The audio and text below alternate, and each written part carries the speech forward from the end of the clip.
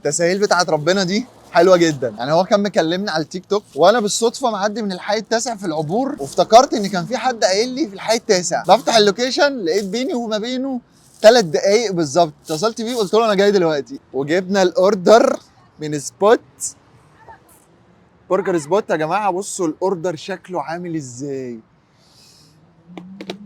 اصلا الاكل يجوع. تعالي بقى كده لما ندوق الحاجه بتاعتهم، ريحتها حلوه.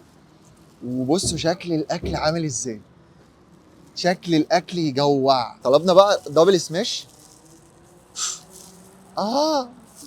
هنجرب بقى، هنجرب.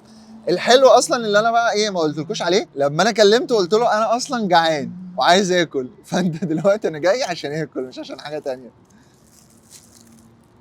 انا قلت له جوه، قلت له الصوصات والحاجات اللي انت بتعملها دي لهوصه، فهي ما بتجيش معايا من اول قطمه بصراحه، فخلينا نجرب تاني قطمه. حلو جدا، حلو جدا، وطعم اللحمه باين. ايه الجمال ده. وعلى فكره ده مش رايي بس، اسمعوا كده راي الناس اللي كانت بتاكل عنده لاول مره. والله بجد تسلم ايده، الاكل حلو قوي. جمله والله تحفه وكل حاجه تمام. والبرجر مخدوم، السندوتش مخدوم كده تحفه بصراحه. لا بصراحه الاكل جميل، وانا ما قدرتش اكمل السنجل يعني السنجل تحسه دبل. الاكل جميل والله. لا هو تحفه ونضيف، نضيف، نضيف جدا. الفراخ بتاعته تحفه. انا بقى مش عارف السندوتش ده بياكلوه ازاي. هو اللي رشحولي. هو في قطعتين برجر، وفي موتزاريلا ستيكس، وفي صوصات، وفي بيكون، وفي بصل مكرمل. بصوا السندوتش منظره عامل ازاي اصلا.